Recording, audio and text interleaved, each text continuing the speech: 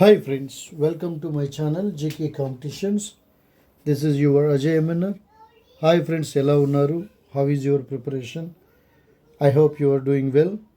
మనకి వచ్చిన ఈ మధ్య న్యూస్ ఏమి అనిపిస్తుందంటే ఫిబ్రవరి ఫస్ట్ వీక్లో డిఎస్సి ఉండొచ్చు అని ఒక ఇంగ్లీష్ మ్యాగజైన్లో ఎడిషన్లో న్యూస్ పేపర్లో కొంతమంది వాట్సాప్ గ్రూప్లో షేర్ చేసుకోవడం నేను చూశాను. అది ఎంతవరకు కరెక్టో తెలియదు. అమరావతి సంబంధించిన ఇంగ్లీష్ ఎడిషన్స్లో నిన్నటి రోజున అది ఇచ్చారు. ఫస్ట్ వీక్లో మేబీ డిఎస్సి నోటిఫికేషన్ ఉండొచ్చని.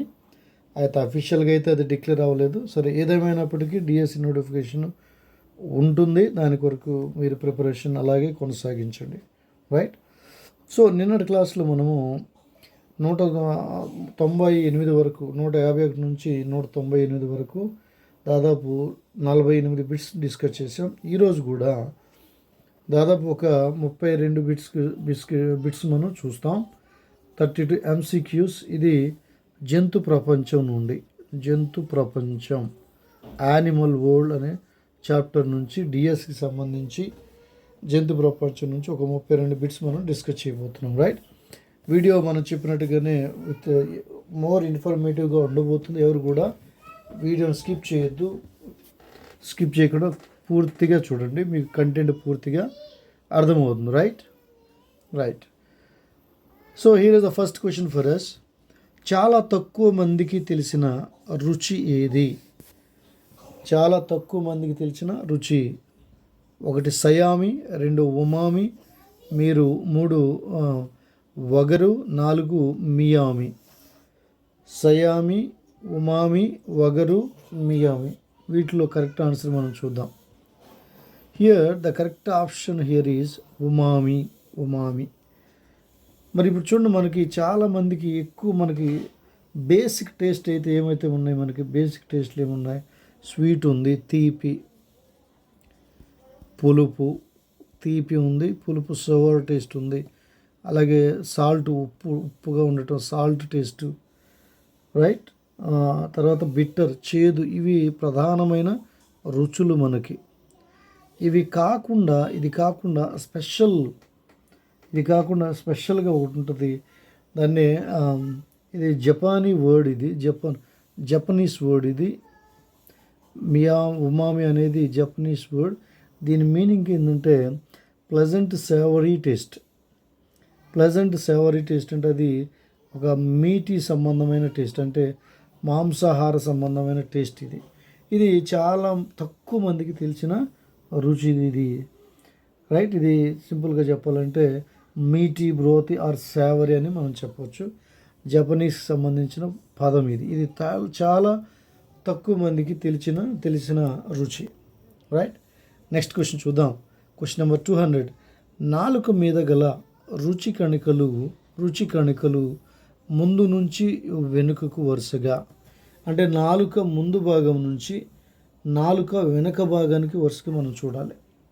రైట్. మరి ఫస్ట్ చూస్తే మనం ఏముంటుందంటే ఫంగీ ఫామ్ అని అంటాం. నాలుక చివరన ఉండేవి ఫంగీ ఫామ్ అనేది స్టార్ట్ అవుతుంది. దాని గురించి చూద్దాం. రైట్. అసలు ఏమేమి ఉంటాయి మనం చూస్తే, ఆ రుచి కణికల పేర్లు ముఖ్యంగా 3 రకాలైన ఉన్నాయి. 3 రకాలు. ఒకటి ఫంగీ ఫామ్ అంటున్నాం. ఈ ఫంగీ ఫామ్ ఎక్కడెక్కడ ఉంటాయంటే 4 మష్రూమ్ షేప్లో ఉంటాయి. ఇవి మష్రూమ్ షేప్లో ఉండే రుచి కణికలు ఇవి ఎక్కడ ఉంటాయంటే నాలుకను మనం చూసినట్లయితే, తీసుకున్నట్లయితే నాలుకకు ఇరువైపులా చివర్ల కొన భాగంలో ఉంటాయి. ఇవి టిప్, 4 టిప్ మీద 2 సైడ్లుగా ఇది ఉంటుంది ఇక్కడ. వీటిని ఫంగీ ఫామ్ ప్యాపిల్ అంటాం. తర్వాత ఫోలియేట్ అని మనం చెప్తాం. రెండవది వచ్చేసరికి ఫోలియేట్.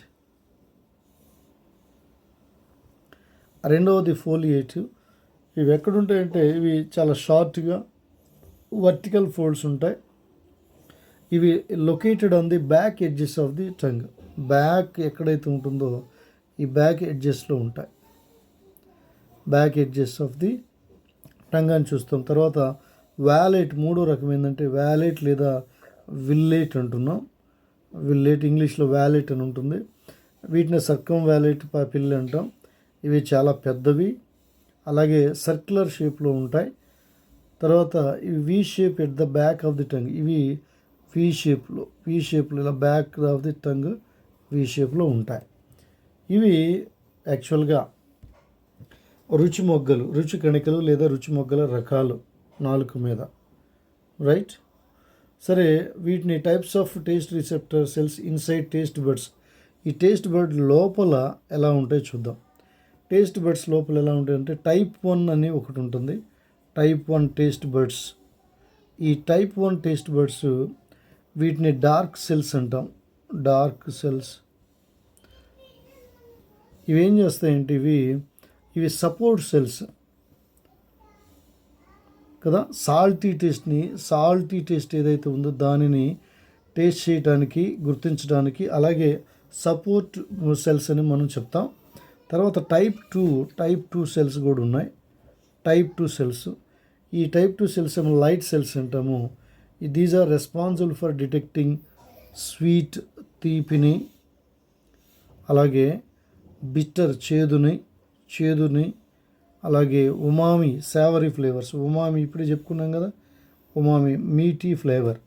వీటిని ఐడెంటిఫై చేయడానికి టైప్ 2 లైట్ సెల్స్ ఉపయోగపడతాయి. తర్వాత టైప్ 3 సెల్స్ ఉన్నాయి. ఈ టైప్ 3 సెల్స్నేమో ఇంటర్మీడియట్ సెల్స్ అంటాం. ఇవి దేనికంటే ఎసిడిక్ యాసిడ్ని, సోర్ టేస్ట్ని ఐడెంటిఫై చేయడానికి ఇవి ఉపయోగపడుతూ ఉంటాయి. మరి టేస్ట్ ఏమున్నాయి? 5 ప్రైమరీ టేస్ట్ ఏమున్నాయి? స్వీట్ ఒకటి, తర్వాత సాల్టీ, తర్వాత సోర్, తర్వాత బిట్టర్, తర్వాత ఉమామి, ఇలా 5 రకాలైన టేస్ట్లు అయితే ఉన్నాయి. రైట్. మరి ఇప్పుడు ఈ డిస్కషన్ బట్టి మన ఆన్సర్ చూద్దాం. ఫస్ట్ స్టార్టింగ్ ఎక్కడ స్టార్ట్ అవుతుందంటే ఫంగి ఫామ్, తర్వాత ఫోలియేట్, తర్వాత విల్లేట్. గుర్తుపెట్టుకోండి, fungiform, foliate, vallate. FFV order గుర్తుపెట్టుకోండి, ముందు నుండి వెనుకకు FFV. Option 4 is the right answer. తర్వాత దృక్నాడి కంటిని దాటే చోటు పేరు. దృక్నాడి కంటిని దాటే చోటు పేరు ఏంటి? 1 దృక్ పరిధి, 2 అందచుక్క, 3 కంజక్టివా, 4 ఐరిస్. రైట్. మనం చూద్దాం. ఇది మనకి తెలియాలంటే ఆ ఐ స్ట్రక్చర్ని కూడా మనం ఒకసారి గమనిద్దాం. రైట్ ఫ్రెండ్స్, ఇక్కడ చూడండి. ఇక్కడ ఐ యొక్క స్ట్రక్చర్ మనం చూస్తున్నాం. ఐ స్ట్రక్చర్ని, ఈ ఐ స్ట్రక్చర్లో రకరకాల భాగాలు మనం చూస్తున్నాం. ఫస్ట్ అండ్ ఫోర్మోస్ట్ మనం చూసుకున్నట్లయితే మనం ఇక్కడ చూస్తే కార్నియా మనం చూస్తున్నాం, కార్నియా లేయర్. తర్వాత ప్యూపిల్ చూస్తున్నాం, తర్వాత లెన్స్, తర్వాత ఐరిస్ చూస్తున్నాం, తర్వాత conjunctiva, vitreous body, retinal blood vessels, optic nerve చూస్తున్నాం, రెటినా చూస్తున్నాం, స్క్లీరా కూడా చూస్తున్నాం. ఈ స్క్లీరా అవుటర్ సైడ్ సర్ఫేస్, ఇది బయట ఉన్న పొర అది. తర్వాత కార్నియా అంటే ఏంటంటే cornea is the one wear ఈ కార్నియా మీదే రిఫ్రాక్షన్ ఆఫ్ లైట్ జరుగుతుంది. లైట్ రిఫ్రాక్షన్ అనేది జరుగుతుంది. లైట్ రిఫ్రాక్షన్ జరిగిపోయి కార్నియా ద్వారా ప్రవేశించి ఆ తర్వాత ప్యూపిల్ ఉంది కదా, ప్యూపిల్ అనేది ఒక హోల్ అన్నమాట. రైట్. ఇక్కడ చూడండి, కార్నియాలో లైట్ అనేది రిఫ్రాక్షన్ అనేది జరుగుతుంది. కాంతి వక్రీభవనం జరుగుతుంది. తర్వాత వక్రీభవనం జరిగిన కాంతి ఈ ప్యూపిల్ అంటే ఇదేంది, రంధ్రం ద్వారా ప్రయాణించి అది లెన్స్ మీద పడుతుంది. లెన్స్ కటకం ఇది. ఈ లెన్స్ పేరు ఏంటంటే కాన్వెక్స్ లెన్స్, కుంభాకార కటకము ఇది. రైట్. దీని మీద పడిన లెన్స్ లైట్ కూడా మరలా రీఫ్రాక్షన్ జరిగిపోయి ఇది డైరెక్ట్గా వెళ్ళిపోయి ఆ రెటీనా మీద పడుతుంది. రెటీనా మీద ఇలా తల్ల క్రిందులుగా పడుతుంది. This is the place where image is form ఇన్వర్టెడ్గా జరుగుతుంది. తల్ల క్రిందులు ఇమేజ్ ఫామ్ అవుతుంది. మన కంట్లో రెటీనా మీద మన వస్తువు యొక్క ప్రతిబింబం ఫామ్ అవుతున్నది real and inverted image. Real, inverted అంటే వాస్తవ ప్రతిబింబం, అలాగే తలక్రిందులైన ప్రతిబింబం. తర్వాత ఏమవుతుందంటే ఇక్కడ పడిన ప్రతిబింబం ఏమో తలక్రిందులుగా ఉంది. మనం వాస్తవానికి ఆబ్జెక్ట్ మాత్రం అప్రైట్ డౌన్ ఉంది, కానీ ఇక్కడ రెటీనా మీదకి వచ్చేసరికి ఏమో తలక్రిందులుగా ఉంటుంది. ఇది మరలా సరిచేయబడాలంటే ఏం జరగాలంటే ఈ ఇమేజ్ సిగ్నల్స్ ఏమైతే ఉన్నాయో కెమికల్ సిగ్నల్స్ ద్వారా ఈ రెటీనా ఏం చేస్తుందంటే కెమికల్ సిగ్నల్స్, లైట్ సిగ్నల్స్ని కెమికల్ సిగ్నల్స్గా కన్వర్ట్ చేసి ఆప్టిక్ నర్వ్ ఉంది కదా, ఈ ఆప్టిక్ నర్వ్ ద్వారా బ్రెయిన్కి పంపిస్తుంది అన్నమాట. అప్పుడు బ్రెయిన్ ఫ్రాక్షన్ ఆఫ్ సెకండ్స్లో ఆ బ్రెయిన్ ప్రాసెస్ చేసి తిరిగి మరలా మామూలుగా వర్చువల్ ఎరెక్ట్ ఇమేజ్ని మనకి పంపిస్తుంది. అయితే ఇక్కడ రెటీనా ఏదైతే ఉందో దీనిలో 2 రకాల కణాలు ఉంటాయి. ఒక టైప్ కణాలు ఏంటంటే కోన్లు అంటాము. రెండోదేమో రాడ్లు, దండాకార కణాలు అని చెప్తాం. మరి ఈ కణాల ఉపయోగం ఏంటంటే కణాలు ఏంటంటే కలర్స్ని, రంగుల్ని గుర్తించడానికి, అలాగే ఎక్కువ కాంతిలో మనం వస్తువులను చూడడానికి ఉపయోగపడితే, రాడ్లు అనేవి ఏంటంటే తక్కువ డిమ్ లైట్లో ఈ రాడ్ సెల్స్ మనం వస్తువులను చూడడానికి ఉపయోగపడతాయి. మరి ఇక్కడ ఇదంతా కూడా రెటీనాని, ఈ పార్ట్ అంతా కూడా రెటీనా యాక్చువల్గా ఇక్కడ జరుగుతుంది ఇంటర్సెక్షన్ అనేది ఈ లెన్స్ నుంచి, ఏదైతే లెన్స్ ఉందో ఆ లెన్స్ నుంచి వచ్చిన రేస్ ఇక్కడ ఇంటర్సెక్షన్ జరిగి ఇమేజ్ ఇక్కడ తల్లకిందులుగా ఫామ్ అవుతుంది. మరి ఇక్కడ కోన్ సెల్స్, రాడ్ సెల్స్ విస్తారంగా ఉంటాయి. అయితే ఈ ప్లేస్ ఉంది చూడండి, ఇక్కడ ఈ ప్లేస్లో ఎలాంటి సెల్స్ అనేవి ఉండవు. కోన్ సెల్స్ కానివ్వండి, రాడ్ సెల్స్ కానివ్వండి, ఏవి ఉండవు. ఈ కోన్ సెల్స్, రాడ్ సెల్స్ వల్లనే మనం ఆబ్జెక్ట్స్ని చూడగలుగుతున్నాం, వస్తువులను చూడగలుగుతున్నాం. అవి కరెక్ట్గా పనిచేస్తేనే మనం వస్తువులను చూడగలుగుతాం. కరెక్ట్గా పని చేయకపోతే వస్తువులను చూడలేం. అయితే ఏం జరుగుతుందంటే ఇక్కడ ఈ ప్రదేశంలో ఈ కోన్ సెల్స్, రాడ్ సెల్స్ ఉండవు. ఈ ప్రదేశాన్ని మనం బ్లైండ్ స్పాట్ అంటారు. బ్లైండ్ స్పాట్ లేదా తెలుగులో మనం అంధచుక్క అంటాం. అంధచుక్క. ఒకవేళ ఈ రేసు రెటీనా మీద పడకుండా అంధచుక్క వైపు కనుక వచ్చినాయి అనుకోండి, అంధచుక్క మీద పడితే మనం ఎలాంటి ఇమేజీ ఫామ్ అవ్వదు, మనం ఏమి చూడలేము అనమాట. అందుకే ఒక్కోసారి లైట్ బాగా సడన్గా లైట్లో వెళ్ళినప్పుడు, ఎక్కువ లైట్ మన కంట్లో ప్రవేశించినప్పుడు, ఒకవేళ ఆ లైట్ కనుక అంధచుక్క మీద కనుక పడితే ఇక్కడ ఆ లైట్ని రిసీవ్ చేసుకోవడానికి ఎలాంటి రిసెప్టార్స్ ఉండవు. అంటే కోన్ సెల్స్, రాడ్ సెల్స్ ఏముండవు కాబట్టి మనం ఆ వస్తువుని అసలు చూడలేము, మనకి శూన్యంగా ఉంటుందన్నమాట. రైట్. ఈ అంధచుక్క లేదా బ్లైండ్ స్పాట్ అంటారు అనమాట. రైట్. ఎక్కువగా కంటిలో రిఫ్రాక్షన్ ఎక్కడ ఎక్కువ జరుగుతుంది, వక్రీభవనం అంటే మొట్టమొదటిగా కార్నియా దగ్గరనే ఎక్కువ వక్రీభవనం జరుగుతుంది. ప్యూపిల్ అనేది ఏమో ఒక రంధ్రం. ఈ లెన్స్ అనేది కాన్వెక్స్ లెన్స్ మనకు ఉంది. ఐరిస్ అంటే ఏంటంటే, ఐరిస్ మన కనుపాప కలర్గా ఉంటుంది. కొన్ని నీలి కళ్ళు అంటాం, కొందరి పిల్లి కళ్ళు అంటాం, కొందరి కళ్ళు ఏమో పచ్చగా ఉంటాయి, కొందరు ఏమో బ్రౌన్గా ఉంటాయి, కొందరు ఏమో బ్లాక్గా ఉంటాయి. That is because of iris. ఈ ఐరిస్ అనేది ఏంటంటే it imparts colour to the iris. Right. తర్వాత ఇవన్నీ విట్రియస్ బాడీ అంటే లిక్విడ్ ఉంటుంది. ఆ లిక్విడ్లోకి అనేక బ్లడ్ వెజల్స్ వెళ్ళటం మనం చూస్తున్నాం. ఇక్కడ చూడండి, ఆప్టిక్ నర్వ్లో 2 రకాల నర్వ్స్ ఉన్నాయి. ఒకటేమో ఆప్టిక్ ఆర్టరీ, ఒకటేమో ఆప్టిక్ వెయిన్ అని ఉంటుంది. ఆప్టిక్ ఆర్టరీ ఏం చేస్తుందంటే గుండె నుంచి ప్యూర్ రక్తాన్ని కంటికి తీసుకొస్తుంది. కంటిలో ఏర్పడిన మలినమైన రక్తాన్ని ఆప్టిక్ వీను మరలా గుండెకి తీసుకుపోతుంది అన్నమాట. ఇది కంటికి సంబంధించిన కొన్ని ఇన్ఫర్మేషన్. మనకి ఎక్కువగా దేని గురించి అడుగుతారంటే యాక్చువల్గా కార్నియా గురించి ఒకటి ఫోకస్ చేస్తారు, ఐరిస్ గురించి ఫోకస్ చేస్తారు, అలాగే రెటీనా గురించి ఫోకస్ చేస్తారు. ఇంకా చెప్పాలంటే బ్లైండ్ స్పాట్, అంధచుక్క నుంచి కూడా ఈ 4 మీద ఎక్కువగా క్వశ్చన్లు అడిగే అవకాశం అయితే ఉంది. అలాగే ఈ కోన్లు, రాడ్లు వీటి గురించి కూడా ప్రశ్నలు అడిగే అవకాశం ఉంది. రైట్. ఇది ఫ్రెండ్. మరి దీని నుంచి ఇప్పుడు మన క్వశ్చన్ మనం సాల్వ్ చేద్దాం. రైట్. దృక్నాడి అంటే ఆప్టిక్ నర్వ్. ఇప్పుడే మనం చెప్పుకున్నాం కదా, దృక్నాడి అంటే ఆప్టిక్ నర్వ్. ఆప్టిక్ అని ఎక్కడైనా వచ్చిందంటే అది కంటికి సంబంధించింది, గుర్తుపెట్టుకోవాలి. కంటిని దాటే చోటు పేరు ఏంటంటే దానిని మనం అందచుక్క అని పిలుస్తాం. అందచుక్క దీన్ని బ్లైండ్ స్పాట్. ఒకవేళ కాంతి కనుక బ్లైండ్ స్పాట్ మీద రెటీనా మీద పడకుండా, అంటే ఆ రెండు కాంతి కిరణాలు రెండు కూడా కలుసుకుంటాయి, ఒకదాన్ని ఒకటి ఖండించుకుంటాయి కదా, అది కనుక రెటీనా మీద కనుక కాకుండా బ్లైండ్ స్పాట్ మీద పడినట్లయితే మనం ఎలాంటి వస్తువుని చూడలేం. రైట్. తర్వాత దండాలు రొడాప్సిన్, శంకువులు డాష్ అని అన్నాం. ఇప్పుడే చెప్పుకున్నాం. దండాలు అంటే రాడ్ షేపు, శంకువులు అంటే కోన్ షేప్ సెల్. ఈ దండాల్లో రొడాప్సిన్ అనే పిగ్మెంట్ ఉంటే శంకువుల్లో ఏముంటుంది అని మనం చూస్తున్నాం.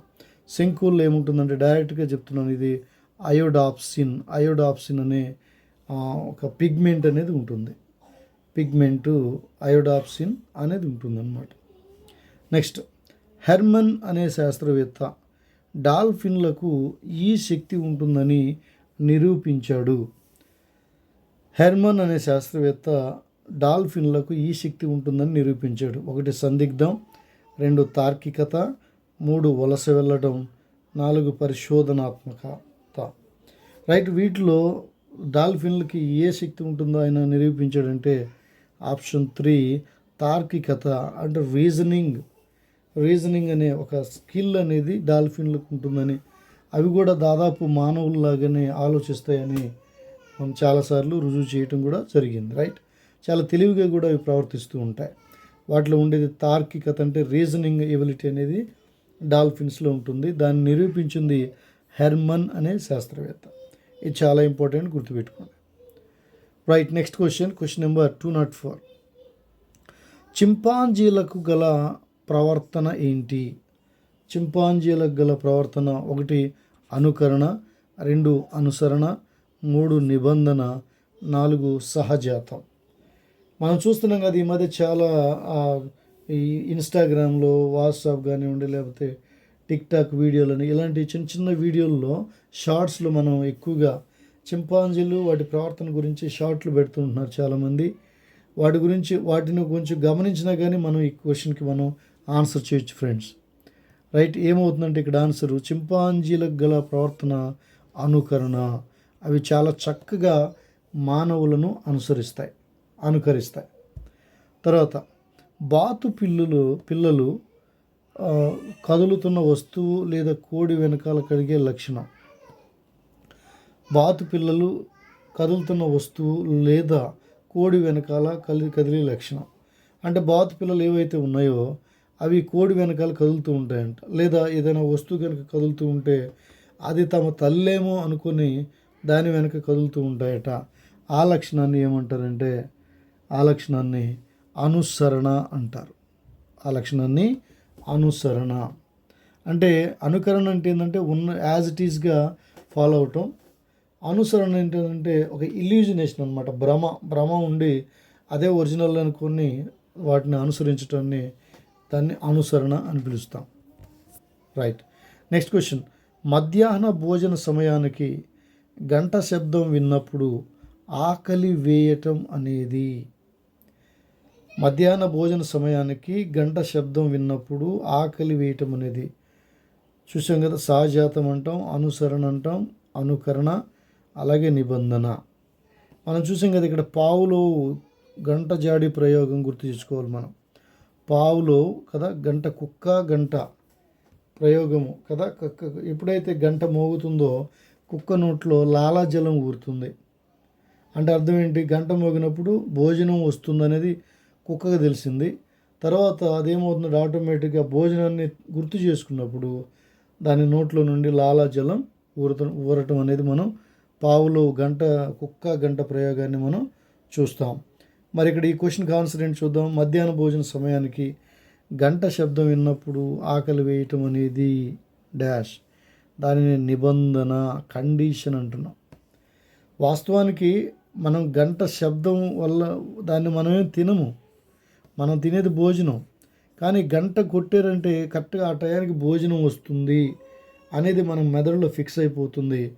ఎప్పుడైతే ఫిక్స్ అయిపోయిందో భోజనం గుర్తు రాగానే ఆటోమేటిక్గా కడుపులో సెక్రీషన్స్ అనేది మొదలవుతాయి, ఆకలి వేయటం అనేది మొదలవుతుంది. దీన్నే నిబంధన ఉద్దీపన అని చెప్పవచ్చు. నెక్స్ట్ క్వశ్చన్ నెంబర్ 207 చూడండి.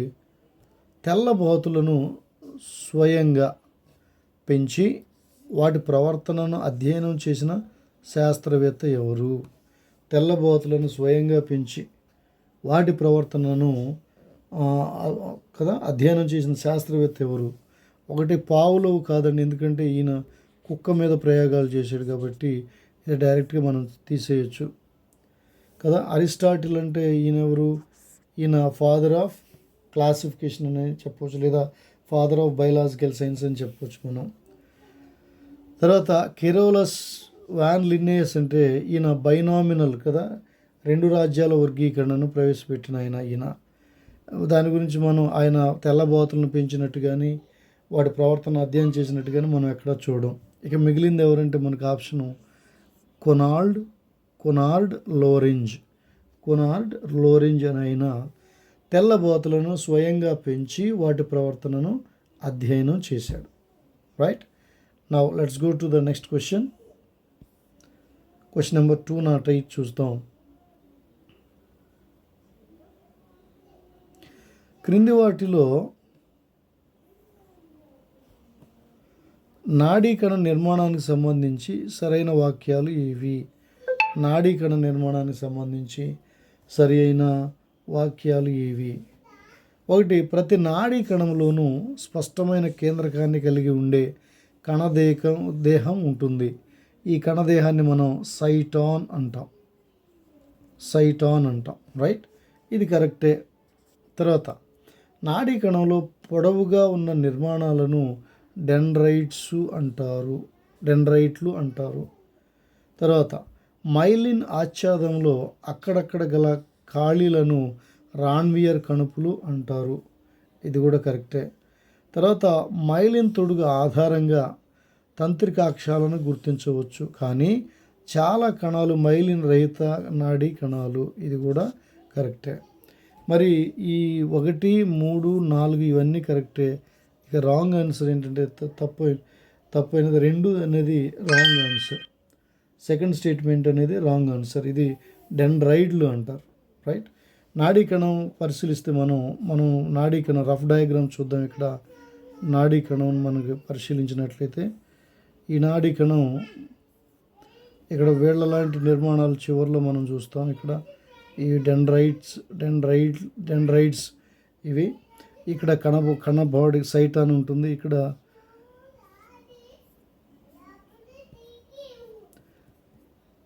ఇక్కడ ఈ మధ్యలో ఇది న్యూరాన్ అయితే ఇక్కడ మైలిన్ తొడుగులు ఉంటాయి. తంత్రికాక్షాలు మైలిన్ తొడుగులు ఉంటాయి. సో ఇది స్ట్రక్చర్ మనం చూస్తాం. నాడీ కణంలో పొడవుగా ఉన్న నిర్మాణాలను డెండ్రైట్లు అంటారు. అవి యాక్చువల్గా డెండ్రైడ్లు. ఇది రాంగ్, ఇది తప్పు అన్నమాట. So option 3 is the right answer. 1, 3, 4 ఈ 3 స్టేట్మెంట్స్ కరెక్ట్ అయిన స్టేట్మెంట్స్. రైట్. నెక్స్ట్ క్వశ్చన్ చూద్దాం. విద్యుత్ ప్రచోదనం ప్రయాణించే సరైన మార్గం. ప్రయాణించే సరైన మార్గం. రైట్.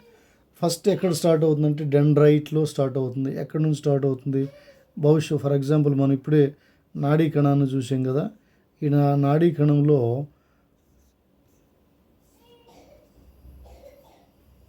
కణదేహం ఉంటుంది. ఇక్కడ మధ్యలో ఇది మైలిన్ షీట్ ఉంటుంది. ఇక్కడ ఈ చివర వేళ్ళ లాంటి నిర్మాణాలు ఉంటాయి.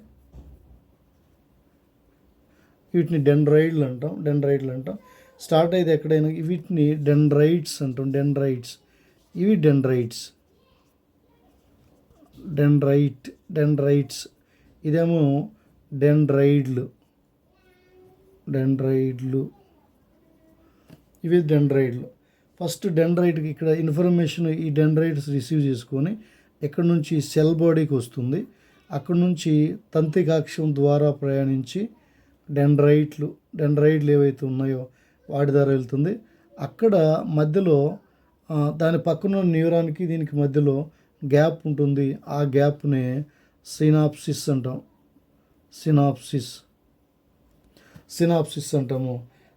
కాబట్టి చూడండి, ఫస్ట్ డెండ్రైట్, తర్వాత కణదేహము, తర్వాత దీన్ని యాక్సాన్ అంటున్నాం, తర్వాత తంత్రికాక్ష ధ్రువం ఈ చివరికి ఇలా వెళ్తాయి. కాబట్టి మన ఆప్షన్ ఎక్కడుంది ఇక్కడ?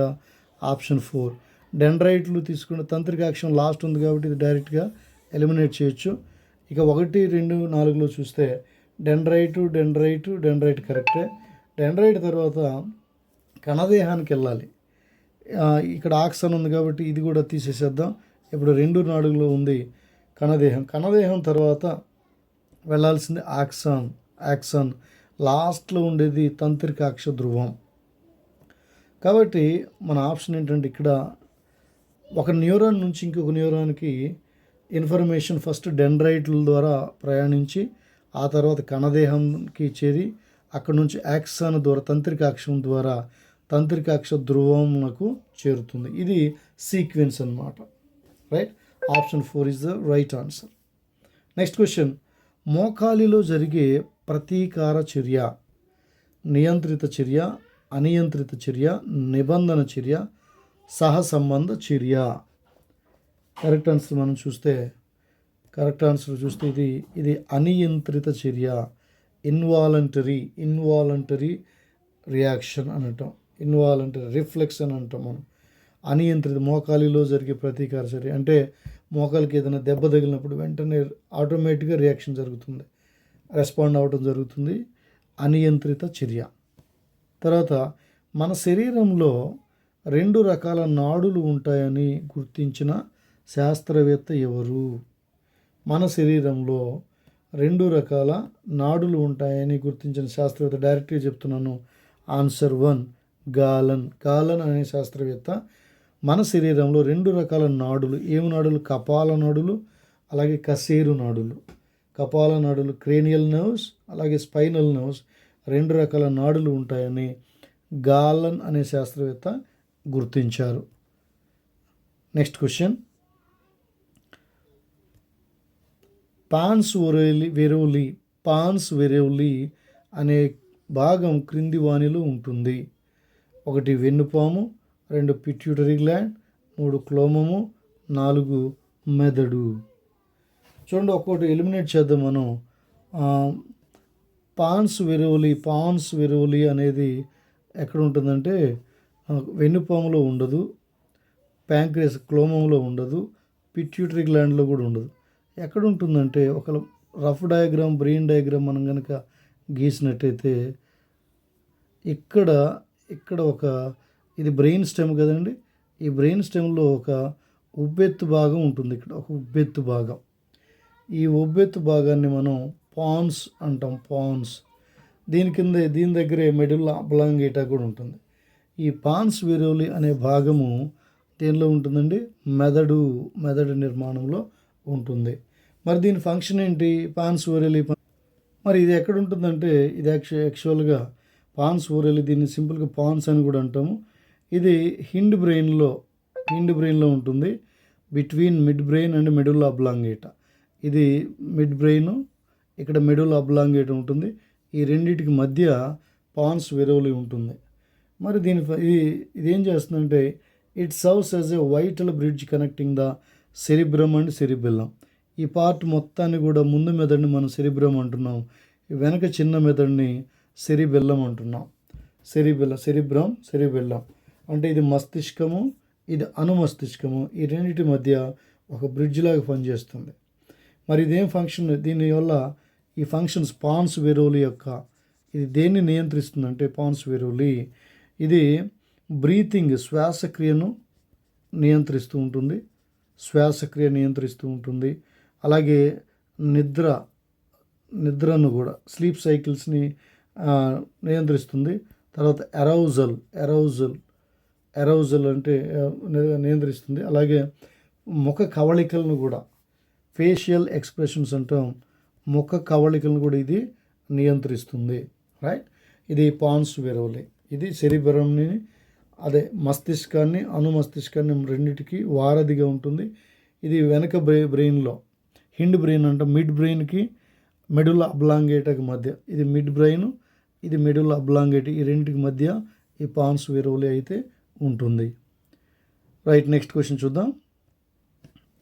మింగటం, దగ్గటం, తుమ్మటం, వాంతులు చేయడం.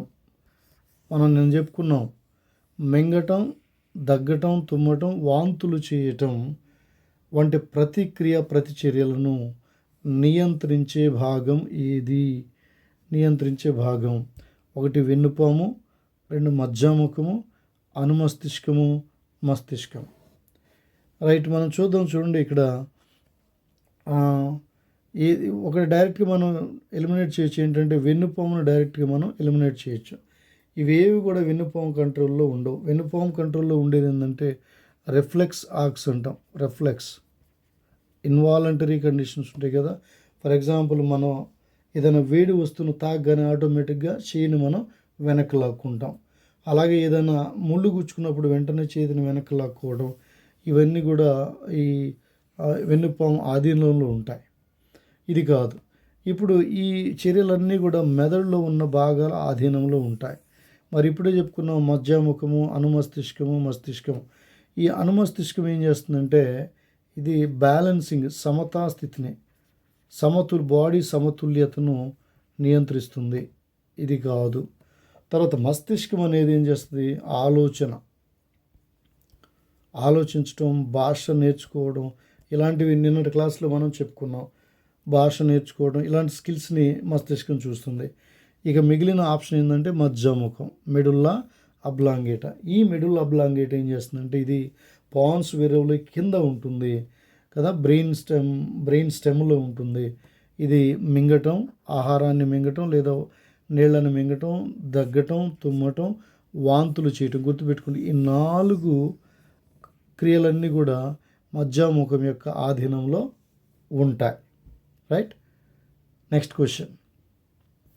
19వ శతాబ్దం ప్రారంభంలో వెన్నెముకకు లేదా వెన్నుపాముకు సంబంధించిన 2 మూలాలు వేర్వేరు విధులను నిర్వహిస్తాయని నిరూపించిన శాస్త్రవేత్తలు.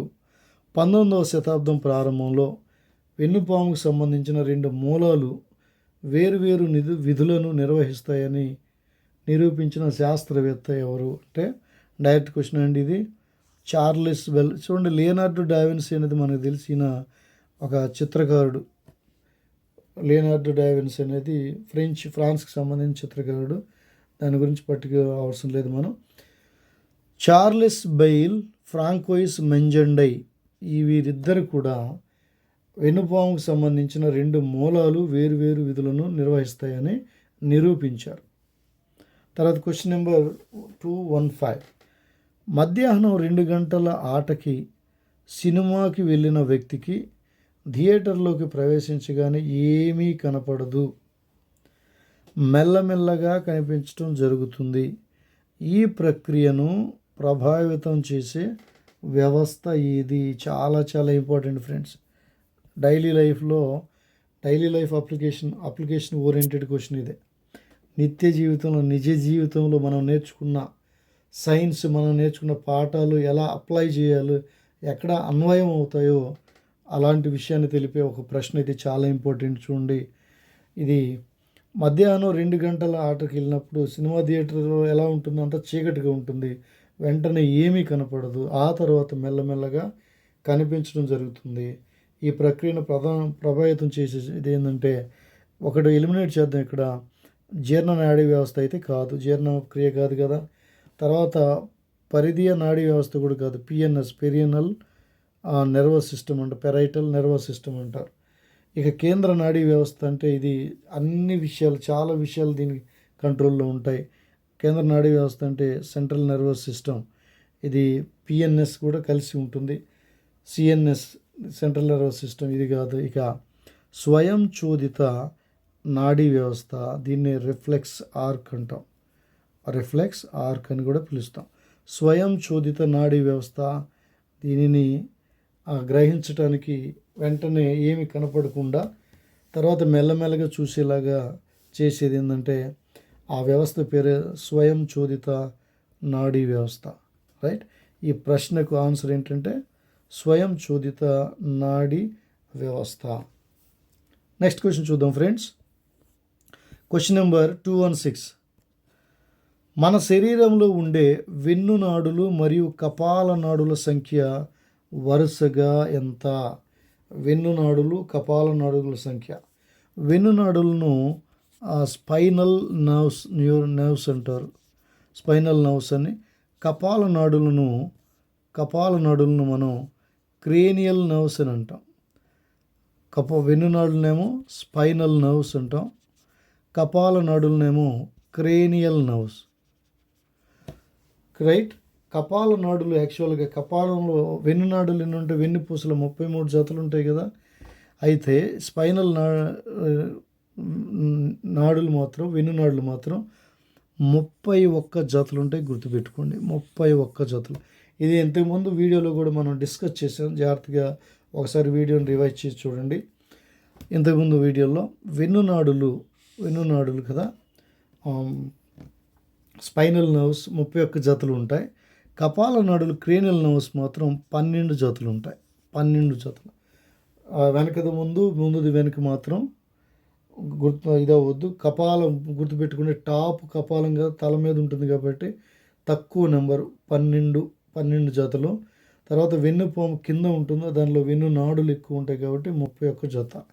మొత్తం ఆప్షన్ ఏంటంటే ఇక్కడ ఆప్షన్ 4 31 12. 31 జతలు, 12 జతలు. ఆప్షన్ 1 కూడా మనం టెంప్ట్ చేస్తుంది. ఎందుకంటే ఇక్కడ 31 12 ఉంది కదా. మరి దీనికి డిఫరెన్స్ ఏంటంటే ఇక్కడేమో జస్ట్ నెంబర్ ఇచ్చాడు, ఇక్కడ 31 జతలు 12 జతలు అని ఇచ్చాడు. అంటే మొత్తం ఏమవుతాయి? 43 పేర్స్ అవుతాయి. 43 పేర్స్ అంటే దాదాపు 66 నాడులు అనే అర్థం. 66. రైట్. 31 జతలు అలాగే 12 జతలు. ఆప్షన్ 2 కూడా చూడండి, ఇక్కడ 12 జతలు 31 జతలు. ఇది కూడా కరెక్టే. అయితే ఈ క్వశ్చన్ కాదు. ఈ 12 జతలేమో క్రేనియల్ నర్వ్స్, 31 జతలేమో స్పైనల్ నర్వ్స్. గుర్తుపెట్టుకోవాలి. కపాల నాడులు తక్కువ ఉంటాయి, వెన్ను నాడులు ఎక్కువ ఉంటాయి. కపాల నాడులు 12 జతలు, వెన్ను నాడులు 31 జత. రైట్. Next question. మన శరీరంలో స్వతంత్రంగా పనిచేసే ప్రత్యేక నాడీ వ్యవస్థ ఏది? మన శరీరంలో స్వతంత్రంగా పనిచేసే ప్రత్యేక నాడీ వ్యవస్థ ఏంటంటే జీర్ణ నాడీ వ్యవస్థ అంటాం. ఇది సెకండ్ మెథడ్ అంటాం. రెండవ మెథడు అని నిన్న క్లాస్లో కూడా మనం చెప్పుకున్నాం. రెండవ మెథడు ఇది జీర్ణ నాడీ వ్యవస్థ. ఇది బ్రెయిన్తో పని లేకుండా స్వతంత్రంగా పనిచేస్తూ ఉంటుంది. స్వతంత్రంగా పనిచేస్తుంది, కానీ సిగ్నల్స్ బ్రెయిన్కి పంపుతూనే ఉండాలి ఖచ్చితంగా. తర్వాత సహానుభూత నాడీ వ్యవస్థ. సహానుభూత నాడీ వ్యవస్థ ఈ క్రింది విధిని నిర్వర్తించదు. అసలు ఏం నిర్వర్తిస్తుందంటే సహానుభూత నాడీ వ్యవస్థ. సహానుభూత నాడీ వ్యవస్థ కనుపోపు పెద్దని కావడం ఇది నియంత్రిస్తుంది. రక్తపీడనం పెంచడం నియంత్రిస్తుంది.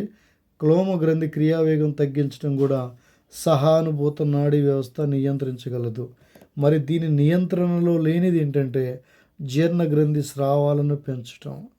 ఎందుకు లేదంటే జీర్ణ నాడీ వ్యవస్థ అనేది రెండవ మెథడ్ అన్నాం కదా. సో అది స్వతంత్రంగా పనిచేస్తుంది కాబట్టి ఇది సహానుభూత నాడీ వ్యవస్థతో సంబంధం లేకుండానే అది జీర్ణరస స్రావాలను పెంచుతుందన్నమాట. సో మన ఆప్షన్ ఏంటంటే ఆప్షన్ 3 జీర్ణ గ్రంథి స్రావాలను పెంచటం అనేది సహానుభూత నాడీ వ్యవస్థకి కిందకి రాదు. రైట్. నెక్స్ట్ క్వశ్చన్ చూద్దాం ఫ్రెండ్స్. Question number 219. ప్రతీకార చర్యలోని క్రింది అంశాలను క్రమ పద్ధతిలో అమర్చండి. ప్రతీకార చర్య రిఫ్లెక్స్ ఆర్క్, దీనిలో అంశాలను క్రమ పద్ధతిలో అమర్చండి అని అన్నాడు. ఏమేమి ఉంటాయి వీటిలో? యాక్చువల్గా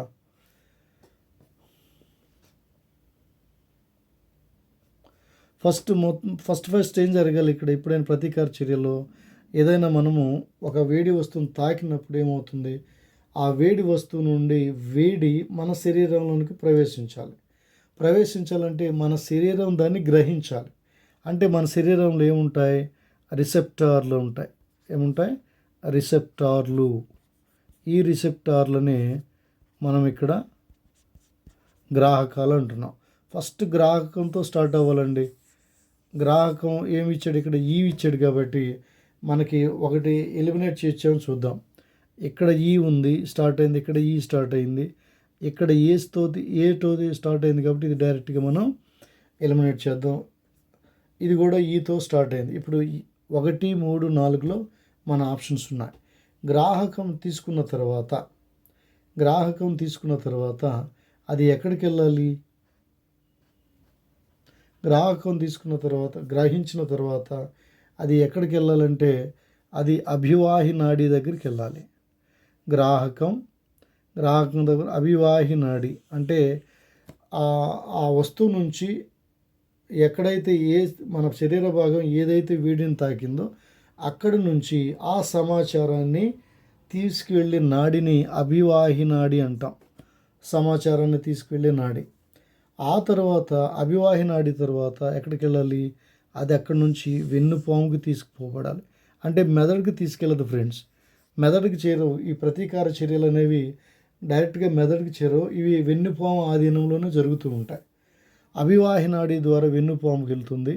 వెన్నుపాము నుంచి తర్వాత అపవాహి నాడి ద్వారా ఆ తర్వాత ప్రభావ కండరం ఏదైతే ఉందో దానికి వస్తుందన్నమాట. దీన్ని అర్థం చేసుకోవడానికి నేను మీకు ఒక డయాగ్రామ్ చెప్తాను, జాగ్రత్తగా గమనించండి. డయాగ్రామ్ చూద్దాం. సో చూడండి ఫ్రెండ్స్, ఇక్కడ ఈ రిఫ్లెక్స్ ఆర్క్, దీన్ని ప్రతీకార చర్య అంటాము.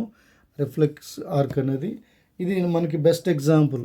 ఇది అర్థం చేసుకోవడానికి ఏమవుతుందంటే ఇక్కడ ఒక హాట్ వాటర్ ఉన్నాయి. హాట్ వాటర్ లేదా ఒక బౌల్లో చాలా హాట్గా ఉన్న ఒక పదార్థం, ఏదో లిక్విడ్ అనుకుందాం.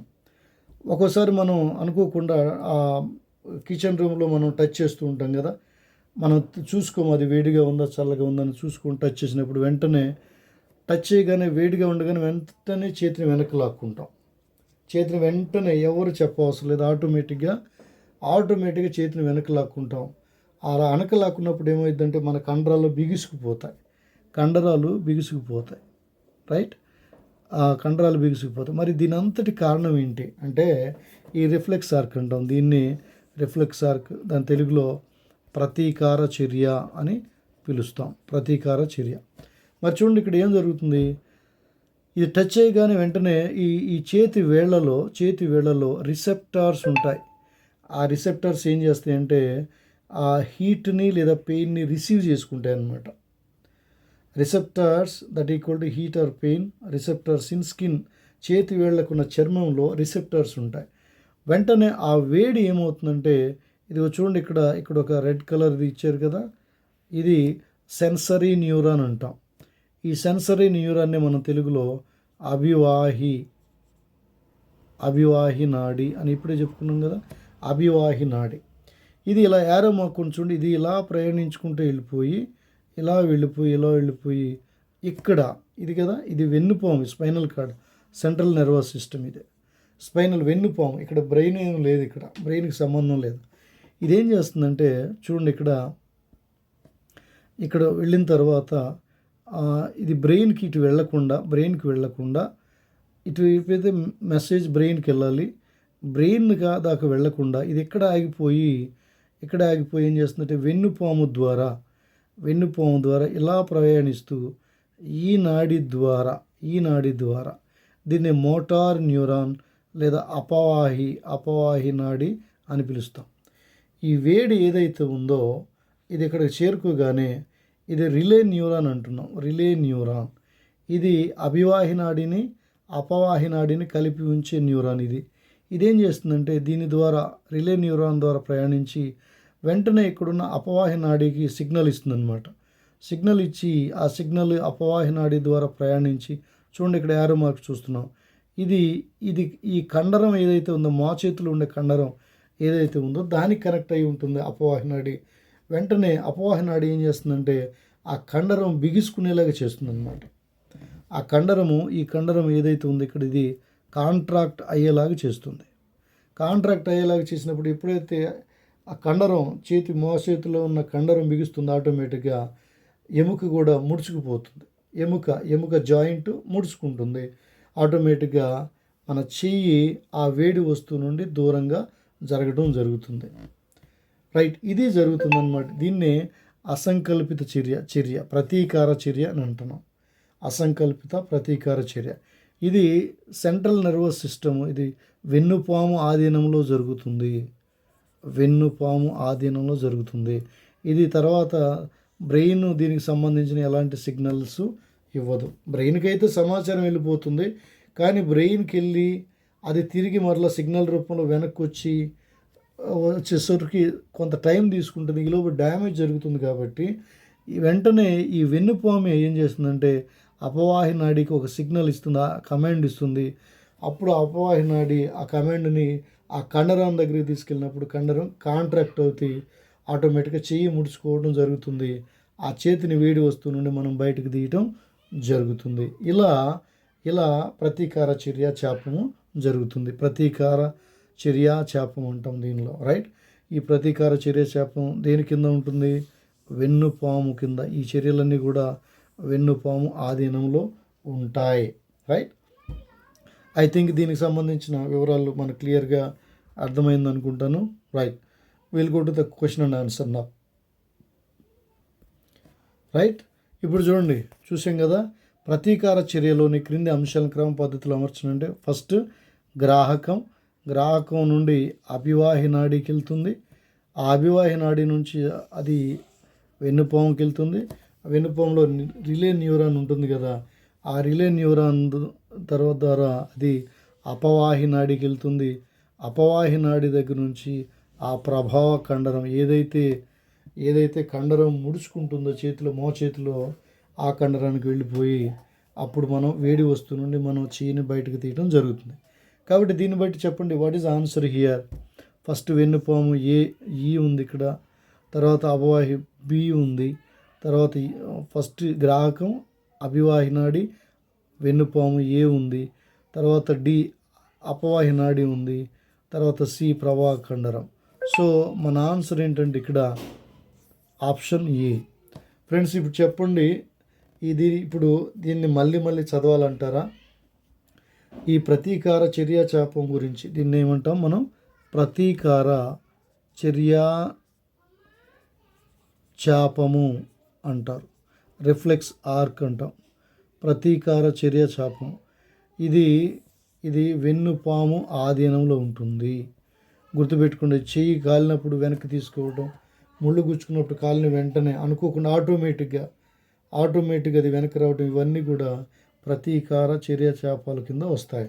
ఇవి వెన్నుపాము యొక్క ఆధీనంలో ఉంటాయి. Right, next question. పురుషులలో టెస్టోస్టిరాన్ స్రవించుటకు స్త్రీలలో అండోత్సర్గం జరగడానికి తోడ్పడే హార్మోను. ఇది very common basic question friends. చూడండి, ఇక్కడ పురుషుల్లో టెస్టోస్టిరాన్ అండ్ స్త్రీలలో అండోత్సర్గము, అన్నం విడుదలవటానికి తోడ్పడే హార్మోను ఏంటి అని మనం చూసాం. దాన్నే ల్యూటినైజింగ్ హార్మోన్, LH అంటాం. LH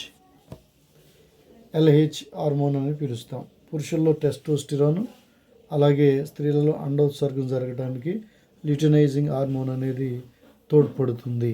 రైట్, తర్వాత అత్తిపత్తిలో ఆకు ముడుచుకుపోవడం దీనికి ఉదాహరణ. అత్తిపత్తి, టచ్ మీ నాట్ ప్లాంట్ ఉంది కదా, టచ్ మీ నాట్ ప్లాంట్ దీన్నే వేరే భాషలో చుయిముయ్ అంటాం. చైనీస్లో చుయిముయ్ లాంగ్వేజ్ అని అంటాం. ఇది CBSE టెక్స్ట్ బుక్లో ఉంటుంది. చుయిముయ్ ప్లాంట్, దీనిలో ఆకు ముడుచుకుపోవడానికి కారణం ఏంటి అనేది మనం చూస్తే, ఆకు ముడుచుకుపోవడానికి కారణం ఇది స్పర్శానువర్తనము అని అంటాం. స్పర్శానువర్తనం అని పిలుస్తాం. రైట్, స్పర్శ చేయగానే ఆటోమేటిక్గా ఆ టచ్ మీ నాట్ ప్లాంట్ ఆటోమేటిక్గా ముడుచుకుపోతుంది, తర్వాత మరలా బాగా మామూలుగా వస్తుంది. రీజన్ ఏంటి ఇక్కడ ఏంటంటే, దీనికి రీజన్ ఏంటంటే టర్జర్ ప్రెషర్ అనేది ఒక రీజన్. టర్జర్ ప్రెషర్ అంటాం దీన్ని. టర్జర్ ప్రెషర్ అంటే ఏంటంటే, ఇప్పుడు ఆ లీవ్స్ ఏవైతే ఉన్నాయో, లీవ్స్ ఉంటాయి కదా, మనం టచ్ చేయగానే ఆ లీవ్స్లో సెల్స్ ఉంటాయి కదా, ఆ సెల్స్లో ఉన్న ఆ వాటర్ వేరే ప్రదేశంలోనికి షిఫ్ట్ అయిపోతుంది అనమాట. అక్కడ ఉన్న వాటర్ వేరే ప్రదేశంలోకి షిఫ్ట్ అయిపోతుంది. అంటే ఆకు లోపలే ఒక ప్రెషర్ అనేది ఫామ్ అయిపోతుంది. వాటర్ మూమెంట్ వల్ల ప్రెషర్ ఫామ్ అవుతుంది. ఆ ప్రెషర్ని టర్జర్ ప్రెషర్ అంటాం, TURGOR. ఈ ప్రెషర్ వల్ల ఆ నీరు మనం ఏ ఆకునైతే టచ్ చేస్తామో ఆ ఆకు నుంచి దూరంగా వెళ్ళిపోతుంది.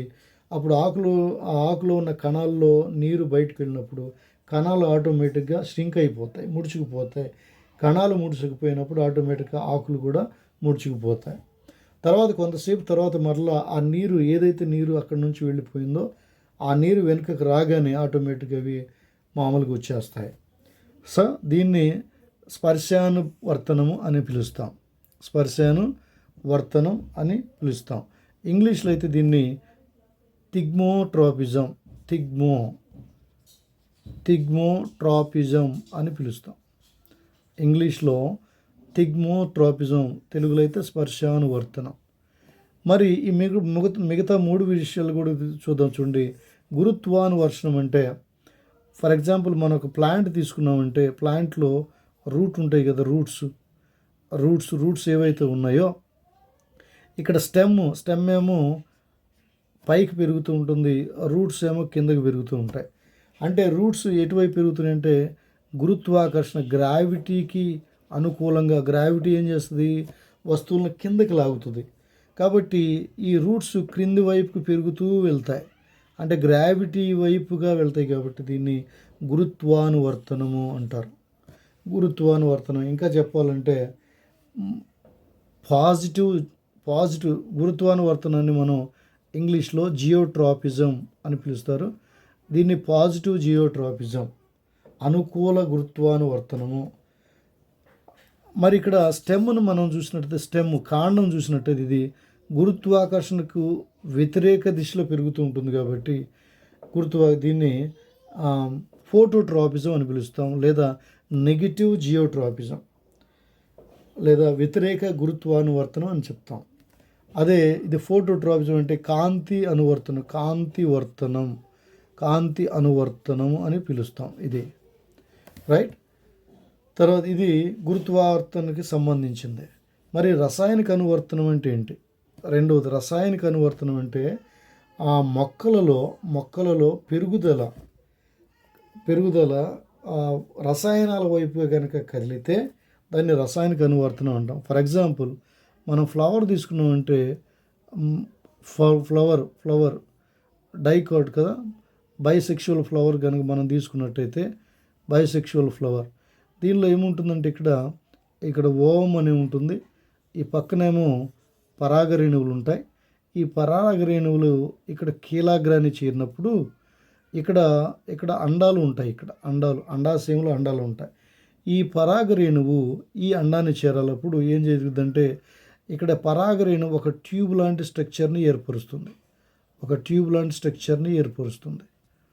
ఈ ట్యూబ్ లాంటి స్ట్రక్చర్ ద్వారా పరాగరేణువులు అలా చిన్నగా ఈ అండం దగ్గరికి వచ్చి ఫర్టిలైజేషన్ జరుగుతుందన్నమాట.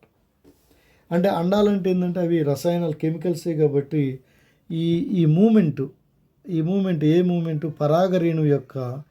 పరాగరేణు యొక్క మూమెంటు ఈ అండం వైపు కదులుతూ ఉంది. కాబట్టి అండం అంటే కెమికల్, కాబట్టి దీన్ని రసాయనిక అనువర్తనము, movement of substance towards the chemical, దాన్ని రసాయనిక అనువర్తనం అని చెప్తాం. ఎగ్జాంపుల్ పరాగరేణువు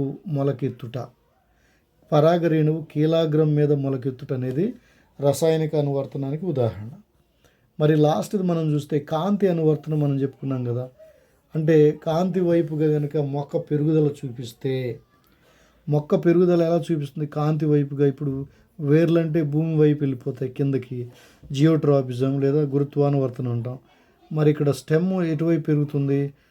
సూర్యుడు ఇటువైపు ఉంటే సూర్యుడు అటువైపు స్టెమ్ పెరుగుతూ ఉంటుంది, ఆకులు వేస్తూ ఉంటాయి, ఆకులు పెరుగుతూ ఉంటాయి, కొమ్మలు పెరుగుతూ ఉంటాయి. కాబట్టి కాంతి వైపు పెరుగుదల కనిపిస్తుంది. కాబట్టి దీన్ని కాంతి అనువర్తనం అంటాం. ఎగ్జాంపుల్ చెట్టు యొక్క కాండం పెరుగుదల, అలాగే కొమ్మలు పెరుగుదల, అలాగే పత్రాలు, పుష్పాలు కూడా ఎగ్జాంపుల్ పొద్దుటి ఇరుగుడు పువ్వు చెప్పుకుంటాం కదా, sunflower. This is example for phototropism, right. Next question చూద్దాం. నెక్స్ట్ క్వశ్చన్ చూడండి. పత్రరంధ్రాలు తెరుచుకోవడం, మూసుకోవడం వరుసగా ఈ హార్మోన్ల ప్రభావం వలన జరుగును. ఈ హార్మోన్ల ప్రభావం వలన జరుగును అంటే ఏ హార్మోన్లు అంటే చూడండి ఇక్కడ ఆప్షన్ 4 సైటోకైనిన్, అలాగే అప్సైసిక్ ఆమ్లము, ABA అప్సైసిక్ ఆమ్లము. అప్సైసిక్ ఆమ్లం ఏం చేస్తుందంటే ఇది గ్రోత్ ఇన్హిబిటర్ అంటాం, పెరుగుదల నిరోధకత చూపిస్తుంది, పెరుగుదల నిరోధకతను చూపిస్తుంది. ఈ అప్సైసిక్ ఆమ్లం ఏం చేస్తుందంటే చెట్టు పెరగకుండా అడ్డుకుంటుంది. ఎందుకంటే చెట్టుకి పక్కన కొమ్మలు రావాలంటే అప్సైసిక్ ఆమ్లమే అది ఉపయోగపడుతుంది. ఇంకా ఆకులు రాలుతూ ఉంటాయి, ఆకు రాలుట అనేది కూడా that is because of abscisic ఆమ్లం. ఆకులు ఎందుకు రాలాలంటే చెట్టులో విసర్జక పదార్థాలు ఫామ్ అవుతూ ఉంటాయి కదా. విసర్జక పదార్థాలను విసర్జించడానికి మొక్కలలో ప్రత్యేకమైన అవయవాలు లేవు. అందుకని ఆ విసర్జక పదార్థాలు మొక్కలోని వివిధ భాగాలలో అవి స్టోర్ అవుతూ ఉంటాయి. వాటిలో ఒక భాగం ఏంటంటే ఆకుల్లో కూడా విసర్జక పదార్థాలు స్టోర్ అవుతాయి. అప్పుడు ఆకులు పసుపు రంగులోకి మారుతాయి. గమనించండి, ఈ సీజన్ వచ్చిందంటే ఆకు రాలుతూ ఉంటుందన్నమాట. ఈ ఆకు రాలటం ఎందుకంటే వన్ ఆఫ్ ద రీజన్స్ ఏంటంటే దానిలో విసర్జక పదార్థాలు ఉండటం వల్ల. ఇంకోటి ఏంటంటే ఎప్పుడైతే అవి పసుపు రంగులోకి మారిపోతాయి, పసుపు రంగులోకి మారిపోయి చెట్టు నుంచి విడిపోతాయి, దానికి అప్సైసిక్ ఆమ్లము ప్రధాన కారణం. మరి సైటోకైనిన్ ఇదేంటంటే పత్రరంధ్రాలు తెరుచుకోవటం, మూసుకోవటం. సైటోకైనిన్ అంటే కణ విభజన జరిపేది. సైటోకైనిన్, సైటో అంటే కణము, కైనిన్ అంటే విభజన. కణ విభజన జరగడానికి సైటోకైనిన్ చాలా ఉపయోగపడుతుంది. అలాగే తర్వాత అప్సైసిక్ ఆమ్లం మనం చెప్పుకున్నాం కదా, పెరుగుదల నిరోధక చూపిస్తుంది, ఆకు రాలటం నేర్పిస్తుంది. ఇంకా విత్తనాలను సుప్తావస్థలో ఉంచడానికి, సుప్తావస్థ అంటే అననుకూల కండిషన్లో విత్తనాలు మొలకెత్తలేవు కాబట్టి అనుకూల కండిషన్స్ వాతావరణ పరిస్థితులు వచ్చే వరకు ఆ విత్తనాలు అలాగే సుప్తావస్థ, డార్మెన్సీ అంటాం, డార్మెన్సీ స్థితిలోకి వెళ్ళిపోతాయి. దానికి కారణం అప్సైసిక్ ఆమ్లము. చూడండి, అప్సైసిక్ ఆమ్లము ఇక్కడ ఇచ్చారు, కానీ ఇప్పుడు ఇక్కడ కూడా అప్సైసిక్ ఆమ్లం ఇచ్చారు. సైటోకైనిక్, ఇవి రెండు కూడా ఇక్కడ 1, 4 రెండు కూడా ఒకే ఆప్షన్, కానీ మార్చి ఇచ్చారు. పత్రరంధ్రాలు తెరుచుకోవాలంటే అది సైటోకైనిన్ వల్ల, పత్రరంధ్రాలు మూసుకోవాలంటే అవి అప్సైసిక్ ఆమ్లం వల్ల. పత్రరంధ్రాలు ఎందుకు మూసుకుంటాయంటే నీరు ఎక్కువగా బాష్పోత్సేకం జరిగేటప్పుడు ఆ నీరు మొక్క నుండి ఎక్కువగా వృధాగా వెళ్ళిపోతుంది. ఎడారి మొక్కల్లో నీరు తక్కువగా ఉంటుంది కాబట్టి ఒకవేళ పత్రరంధ్రాలు కనుక తెరుచుకుంటే నీరు ఎక్కువగా లాస్ అవుతాయి. కాబట్టి అప్పుడు ఈ అప్సైసిక్ ఆమ్లం ఏం చేస్తుందంటే పత్రరంధ్రాలని పగలపూట్లో మూసివేస్తుంది. రాత్రి సమయంలో పత్రరంధ్రాలు తెరుచుకుంటాయి. తర్వాత ఆక్సిన్ ఏం చేస్తుందంటే ఆక్సిన్ జిబ్బరిన్లు ఇవి కూడా పెరుగుదలను ప్రోత్సహిస్తాయి. సైటోకైనిన్ కణ విభజన ప్రోత్సహిస్తుంది. అలాగే ఇవి కూడా పెరుగుదల కారకాలే. ఆక్సిన్ ఏం చేస్తుందంటే మొక్క యొక్క అగ్రభాగం ఏదైతే ఉందో, మొగ్గ యొక్క అగ్రభాగము పెరగటానికి, ఆ అగ్రభాగంలో ఉన్న కణాలు పొడవుగా సాగటానికి ఆక్సిన్ అనేది ఉపయోగపడుతుంది. జిబ్బరిలిన్ ఏం చేస్తుందంటే మొక్క యొక్క పార్శ్వ భాగాలు బలంగా తయారవడానికంటే బాగా కణ విభజన జరగటానికి జిబ్బరిలిన్ ఉపయోగపడుతుంది. రైట్. ఇది ఈ ఫైటో హార్మోన్స్ లేదా వృక్ష హార్మోన్ల యొక్క, ఇవన్నీ వృక్ష హార్మోన్లే. అప్సైసిక్ ఆమ్లము, సైటోకైనిన్, అలాగే ఆక్సిన్, జిబ్బరిలిన్ ఇవన్నీ కూడా వృక్ష హార్మోన్లు, ఫైటో హార్మోన్స్ అంటాం. వీటి యొక్క ఉపయోగాలు. రైట్. మరి ఈ క్వశ్చన్కి ఆన్సర్ ఏం చూద్దాం. పత్రరంధ్రాలు తెరుచుకోవడం అనేది అది సైటోకైనిన్ ద్వారా, సైటోకైనిన్. పత్రరంధ్రాలు మూసుకోవడం అనేది అప్సైసిక్ ఆమ్లము చేస్తుంది. So our answer here is option 4 is the right answer. Right. I think this explanation would help you. ఈ ఎక్స్ప్లెనేషను చాలామందికి ఉపయోగపడుతుందని అనుకుంటున్నాను. రైట్, నెక్స్ట్ క్వశ్చన్ చూద్దాం. వీటిలో అలైంగిక మరియు లైంగిక ప్రత్యుత్పత్తి విధానాలను దాదాపు ఒకేసారి గమనించవచ్చు. ఈ క్రింది వాటిలో అలైంగిక ప్రత్యుత్పత్తి అలాగే లైంగిక ప్రత్యుత్పత్తి రెండు కూడా ఒకేసారి గమనించవచ్చు.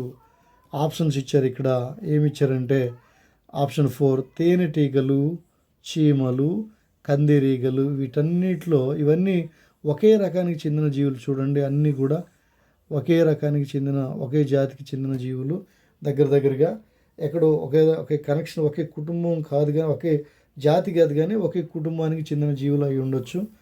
ఇక బద్దె పురుగు, ఈస్టు, స్పైరోగైర్ అంటే ఇవి కంప్లీట్గా డిఫరెంట్. తేనెటీగలు, పుచ్చకాయ అంటే ఇది కాయ కాబట్టి ఇది డిఫరెంట్. పారామీషియము, శిలీంధ్రాలు, శైవలాలు ఇవన్నీ వేరువేరు, కంప్లీట్గా వాటి రాజ్యాలు వేరు. కానీ తేనెటీగలు, చీమలు, కందిరీగలు ఇవన్నీ కూడా ఒకే ప్రజాతికి చెందిన జీవులు. వీటిలో అలైంగిక లైంగిక ప్రత్యుత్పత్తి ఒకేసారి కూడా జరుగుతుంది. Right, so option here is option 4 తేనెటీగల్లో, చీమల్లో, కందిరీగల్లో అలైంగిక ప్రత్యుత్పత్తి మరియు లైంగిక ప్రత్యుత్పత్తి ఒకేసారి మనం గమనించవచ్చు. నెక్స్ట్ క్వశ్చన్, శుక్రకణం యొక్క తలలో ఉండేవి ఏంటి? మనకు తెలుసు, చాలా వరకు ఈ డయాగ్రామ్ మనకు తెలుసు. శుక్రకణం యొక్క తలలో ఉండేవి. అది శుక్రకణం ఎలా ఉంటుందో మనం చూస్తే రఫ్ డయాగ్రామ్ మనం చూద్దాం. శుక్రకణము రఫ్ డయాగ్రామ్ మనం చూస్తే ఇలా ఉంటుంది.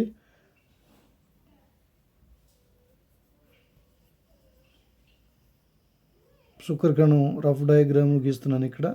శుక్రకణం ఇది తోక అని మనం చెప్పవచ్చు. తోక, ఇది మెడ భాగము లేదా దేహము, శరీర భాగం. ఇది ఇక్కడేమో తల. దీనిలో కేంద్రకం అనేది ఉంటుంది. రైట్, ఇది శుక్రకణం యొక్క రఫ్ డయాగ్రామ్ చూడండి. శుక్రకణం యొక్క తలలో ఉండేవి. యాక్చువల్గా ఈ భాగం చాలా ఇంపార్టెంట్. ఈ తోక ఎందుకంటే ఇది శుక్రకణము అండాశయాన్ని చేరి అక్కడ, లేదా ఫాలోపియన్ ట్యూబ్ని చేరి అక్కడ అండంతో ఫలదీకరణ చెందడానికి ఇది చలించాలి కాబట్టి ఈ తోక చలనానికి సహాయపడుతుంది. ఈ మధ్య భాగం ఏమో దానికి న్యూట్రిషన్ ఇస్తుంది. అంతేకాదు ఈ శుక్రకణాలు తెల్లని ద్రవంలో ఉంటాయి. దాన్ని మనం స్పోమ్ అంటున్నాం. స్పోమ్ అనేది దీనిలో చాలా న్యూట్రియంట్స్ ఉంటాయి. ఈ న్యూట్రియంట్స్ని శుక్రకణం తీసుకొని అది చాలా స్పీడ్గా మూవ్ అవుతూ ఈదుకుంటూ వెళ్ళి అండాన్ని చేరుకుంటుంది. మరి ఈ తలలోనే మెయిన్ ఇంపార్టెంట్ థింగ్ అంతా కూడా ఈ తల భాగంలోనే ఉంది. ఏముంటాయి ఈ తల భాగంలో అంటే ఇక్కడ చూస్తే మనం ఎక్రోజోము, కేంద్రకము ఇవి రెండు ఉంటాయి. ఎక్రోజోమ్ అలాగే కేంద్రకము అని మనం రెండు ఉంటాయి. ఈ కేంద్రకంలోనే మనం క్రోమోజోములు చూస్తాం. క్రోమోజోములు ఉంటాయి. ఆ క్రోమోజోమ్లో డిఎన్ఏ ఉంటుంది. డిఎన్ఏలో జీన్స్ ఉంటాయి. ఇవి అండాశయంతో ఫర్టిలైజేషన్ జరిగినప్పుడు సెక్స్ డిటర్మినేషన్ అనేది జరుగుతుంది. రైట్, ఈ తల భాగంలో ఏముంటాయి ఫ్రెండ్స్? తల భాగంలో ఎక్రోజోమ్ అలాగే కేంద్రకం ఇవి రెండు కూడా శుక్రకణం యొక్క తలలో ఉంటాయి. ఇవి రెండు చాలా ఇంపార్టెంట్. ఈ పురుషుల్లో యొక్క క్యారెక్టర్స్ని ఇవే క్యారీ చేస్తాయి అన్నమాట. సెక్స్ క్రోమోజోమ్ ఇవి క్యారీ చేస్తూ ఉంటాయి. నెక్స్ట్ క్వశ్చన్, జతపరచండి ఇచ్చారు చూడండి. ఇక్కడ జతపరచండి కొంచెం ఛాలెంజింగ్గానే ఉంటుంది. జతపరచండి అనేది మనం జాగ్రత్తగా ఎలిమినేషన్ ప్రాసెస్ని మనం యూజ్ చేసి మనం చూద్దాం. చూడండి, శుక్రవాహికలు అన్నాడు, శుక్ర నాళికలు అన్నాడు, శుక్రగ్రాహికలు అన్నారు, ఎపిడిడిమిస్ అని కూడా పిలుస్తున్నారు. మరి వీటిలో ఇవి వీటి యొక్క ఫంక్షన్, ఒక్కొక్కదాని ఫంక్షన్ ఏదో మనం చూద్దాం. మరి వీటిలో ఏదో ఒకదాన్ని మనం బేస్ చేసుకొని మనం ఎలిమినేషన్ ప్రాసెస్ మనం స్టార్ట్ చేద్దాం. చూడండి, శుక్రవాహికలు ఏం చేస్తాయంటే, శుక్రవాహికలు చూడండి ముష్క గోణి నుంచి అంటే స్క్రోటం నుంచి లేదా టెస్టిస్ నుంచి శరీర కుహరంలోనికి ప్రవేశించి మూత్రనాళికను చుట్టి వస్తుంది అని శుక్రవాహికల గురించి మనం చూస్తాం. శుక్రవాహికలు, రైట్. మరి ఇప్పుడు A2 ఎక్కడుందో మనం చూస్తే ఇక్కడ A1 ఉంది. ఆప్షన్ 1లో A1 ఉంది కాబట్టి డైరెక్ట్గా మనం తీసేద్దాం. ఆప్షన్ 2లో A4 ఉంది కాబట్టి ఇది కూడా తీసేద్దాం.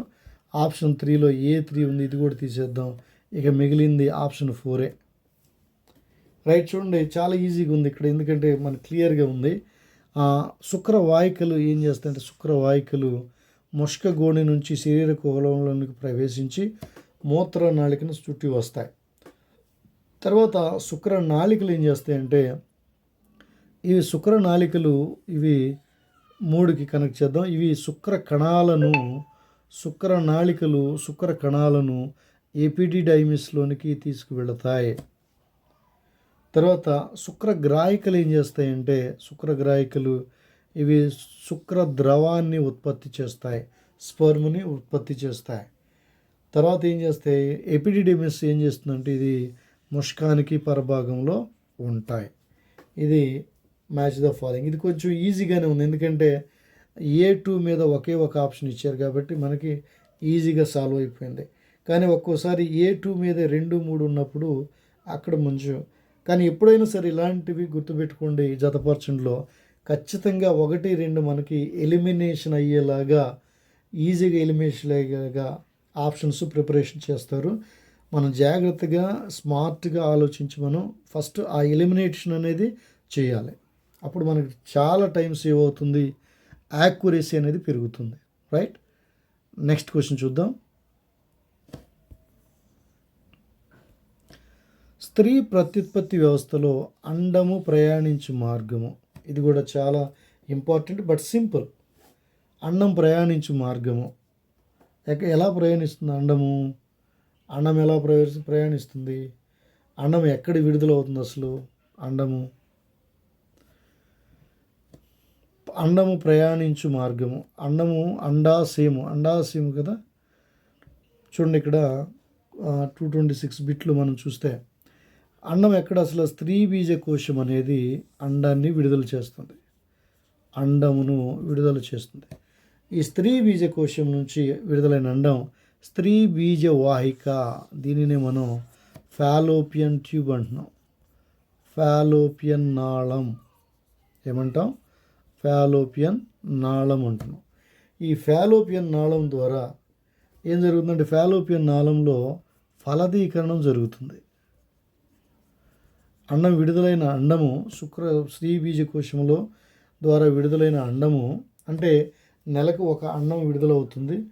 ఆ స్త్రీలలో 2 బీజ కోశాలు ఉంటాయి కాబట్టి ఆల్టర్నేట్గా ఒక బీజకోశం ఒక నెల అండాన్ని విడుదల చేస్తే ఇంకొక నెల ఇంకొక బీజకోశం అండాన్ని విడుదల చేస్తుంది.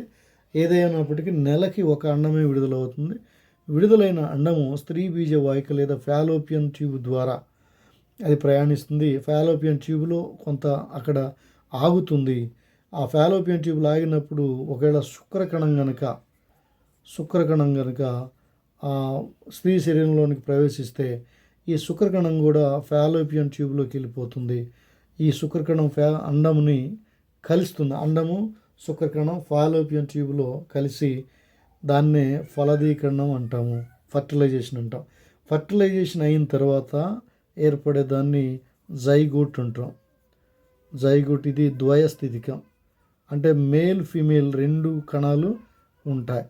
ఈ జైగోట్ ఫామ్ అయిన తర్వాత ఈ జైగోట్ తర్వాత గర్భాశయానికి చేరి ఆ గర్భాశయ గోడలకు అంటుకుంటుంది. టిష్యూ ఉంటుంది కదా గర్భాశయ గోడలు, యూటరస్ వాల్ అంటాం. గర్భాశయ గోడలకు అంటుకొని ఉంటుంది.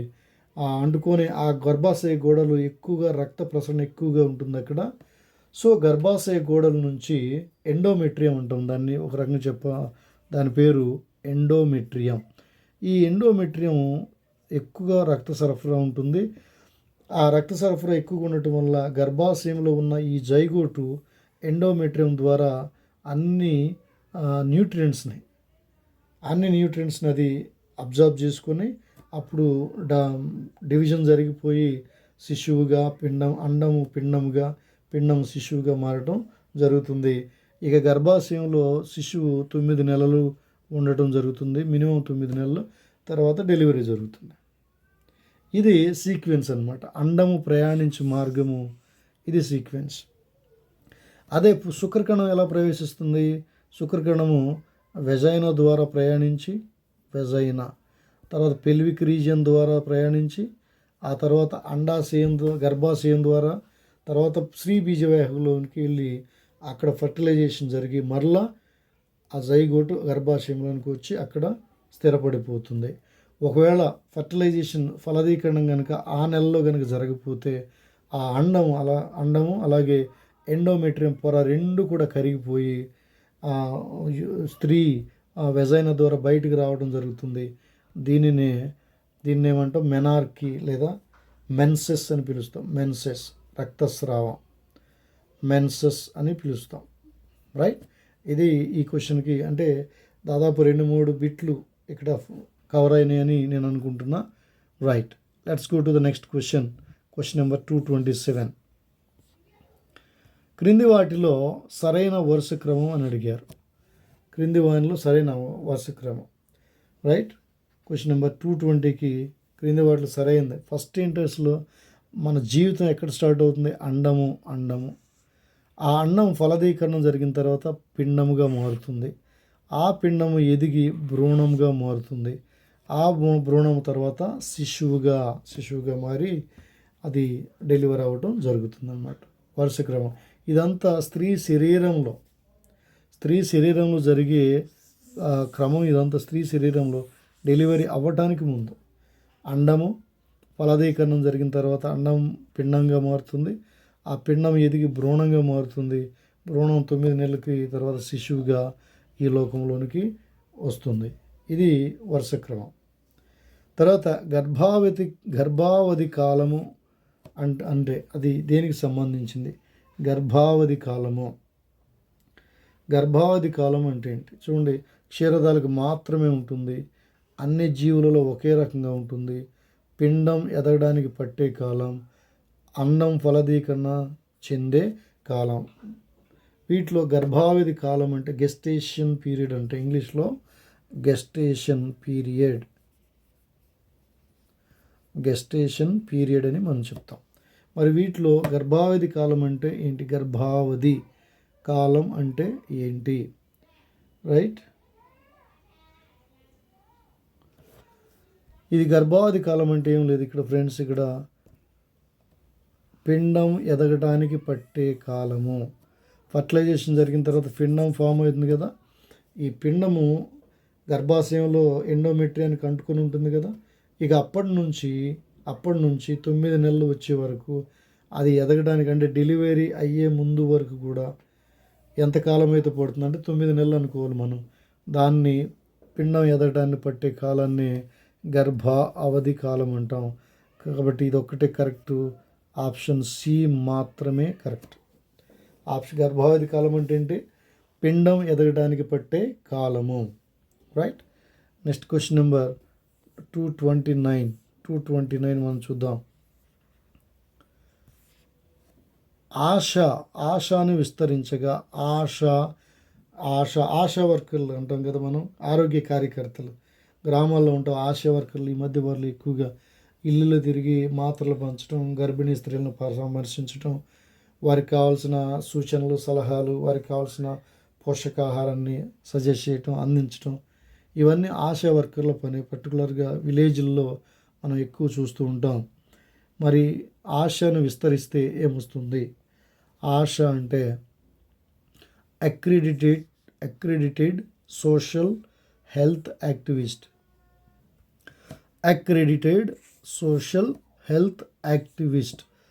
ఆశ అంటే అక్రెడిటెడ్ సోషల్ హెల్త్ యాక్టివిస్ట్. తర్వాత క్వశ్చన్ నెంబర్ 230 చూడండి. సరైన జతను గుర్తించండి అంటున్నాడు. సరైన జతను గుర్తించండి. ఒకటి చూడండి, స్పెర్మిసైడ్స్ శుక్రకణ నాశినులు అంటున్నాం. కండోములు, డయాఫ్రమ్లు గర్భనిరోధక సాధనాలు అంటున్నాం.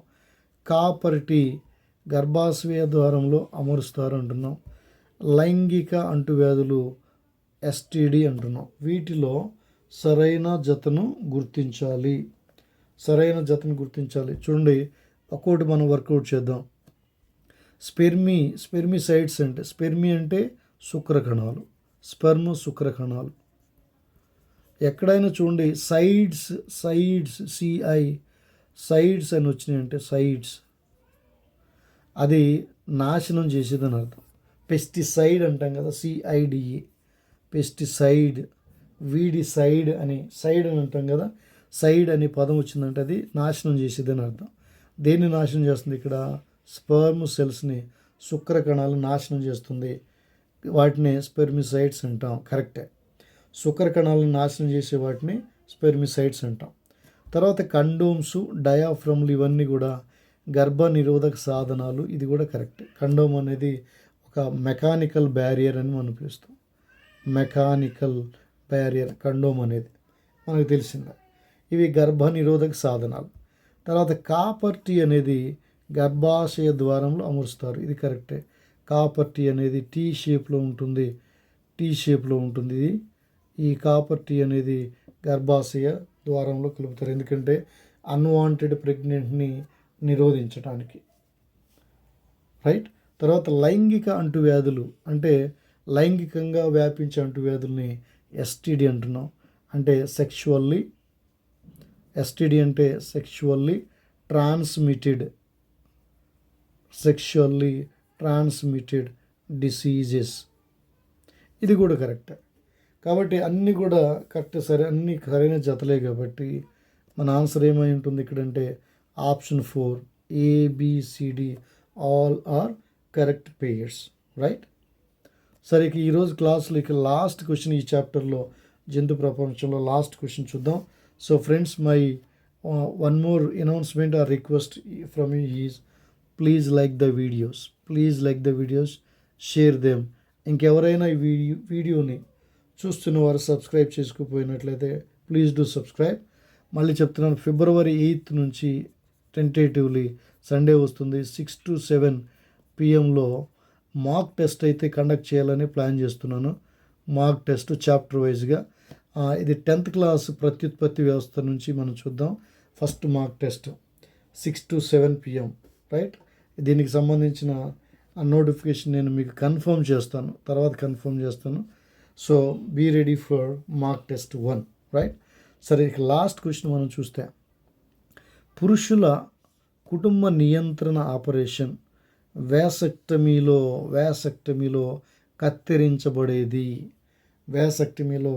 కత్తిరించబడేది ఏంటంటే అది శుక్రవాహిక, శుక్రగ్రాహిక, శుక్రనాళం, శుక్రాశయం.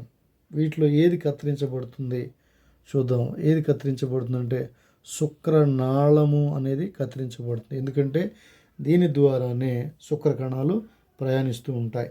ఈ శుక్రనాళం కట్ చేస్తే అప్పుడు ఏంటంటే సెక్స్లో పాల్గొన్నా కానీ గర్భం వచ్చే అవకాశాలు ఉండవు. ఇది పురుషుల కుటుంబ నియంత్రణ. దీన్ని వ్యాసెక్టమీ అంటున్నాం. వ్యాసెక్టమీ అంటే ఏంటంటే ఇది శుక్రనాళం అంటే ఇంగ్లీష్లో వ్యాస్ డిఫరెన్స్.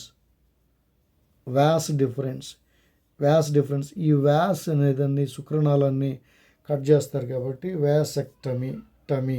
యాక్టమీ అని ఎక్కడైనా వచ్చిందంటే CTOMY యాక్టమీ వచ్చిందంటే అది కట్ చేయటం అని అర్థం.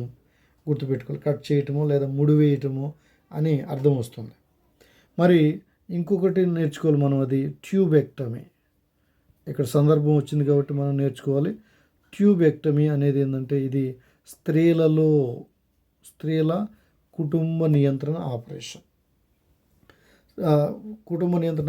ఏం చేస్తారంటే ఇక్కడ ఫాలోపియన్ ట్యూబ్ ఏదైతే ఉందో, ఫాలోపియన్ ట్యూబ్ అండనాళం ఉంది కదా, ఫాలోపియన్ ట్యూబ్ని వాళ్ళు ఏం చేస్తారంటే ముడివేస్తారు. ఫాలోపియన్ నాళం. ఎందుకంటే ఈ నాళం ద్వారానే అండము కదా ప్రయాణిస్తుంది కాబట్టి ఈ నాళంలోనే అండము శుక్రకణం కలిసి ఫలదీకరణ జరుగుతుంది. కాబట్టి ఈ నాళాన్ని కనుక ముడివేసినట్లయితే, దారం పెట్టి ముడివేసినట్లయితే అండము విడుదలైనా కానీ అది శుక్రకణంలోనికి, ఆ శుక్రకణం దాన్ని చేరుకోదన్నమాట. దీనిని ట్యూబెక్టమీ అంటాం. మరి ఇక్కడ క్వశ్చన్ ఏంటంటే ఏది బెటర్, వ్యాసెక్టమీ బెటరా ట్యూబెక్టమీ బెటరా అంటే అసలు ఏది ఈజీనో మనం ముందు అర్థం చేసుకోవాలి.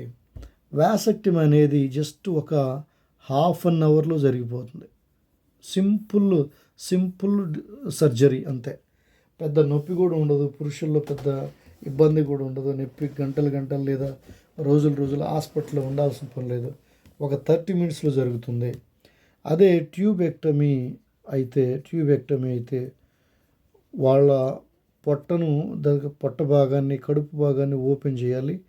కడుపు భాగాన్ని ఓపెన్ చేసి స్త్రీ ప్రత్యుత్పత్తి వ్యవస్థ దగ్గరికి వెళ్ళి ఫాలోపియన్ ట్యూబ్ని పట్టుకొని దాన్ని చాలా జాగ్రత్తగా చుట్టువేయాలి. ఇది చాలా బాధాకరమైన విషయం. పొట్ట ఓపెన్ చేయాలి, అబ్డామిన్ ఓపెన్ చేయాలి. కాబట్టి చేసిన తర్వాత దానికి మళ్ళీ కుట్లు వేయటం, ఆ కుట్లు మానడానికి చాలా టైం పడుతుంది. స్త్రీలు చాలా ఇబ్బంది పడతారు. కాబట్టి ఏది బెటర్ అంటే వ్యాసక్టమీ. పురుషులు కుటుంబ నియంత్రణ ఆపరేషన్ చేయించుకుంటే అది చాలా ఈజీ. కానీ యాక్చువల్గా సమాజంలో రివర్స్గా ఉంటుంది. ఎందుకంటే పురుషులు దీనికి ఇంట్రెస్ట్ చూపించరు, స్త్రీలే ఆ బాధలు పడాలి. రైట్? సరే, ఏదేమైనా కానీ అది ఎమోషనల్ పాయింట్ ఆఫ్ వ్యూ. కానీ ఇక్కడ సబ్జెక్ట్ పాయింట్ ఆఫ్ వ్యూ ఏంటంటే వ్యాసక్టమీ అంటే పురుషుల కుటుంబ నియంత్రణ ఆపరేషన్, ట్యూబెక్టమీ అంటే స్త్రీల కుటుంబ నియంత్రణ ఆపరేషన్. సో ఇది ఫ్రెండ్స్ మన క్లాస్. ఇది జంతు ప్రపంచం అనే చాప్టర్లోంచి దాదాపు 231 బిట్స్ మనం డిస్కస్ చేసాం. రైట్? జాగ్రత్తగా గమనించండి. నెక్స్ట్ ఇంకొక టాపిక్ యవ్వనం, కౌమార దశ లేదా అడాలసెన్స్, పుబర్టీ, దాని గురించి మనం డిస్కస్ చేద్దాం. ఈ మధ్యలో నేను ఇంటర్మీడియట్, బోటనీ, జువాలజీ చాప్టర్స్ కూడా ఆల్రెడీ వృక్షరాజ్యం గురించి మనం డిస్కస్ చేస్తున్నాం. హ్యాండ్ రిటన్ నోట్స్, దాన్ని కూడా నేను అప్లోడ్ చేస్తూ ఉంటాను. Thank you for watching. Have a nice day. All the best.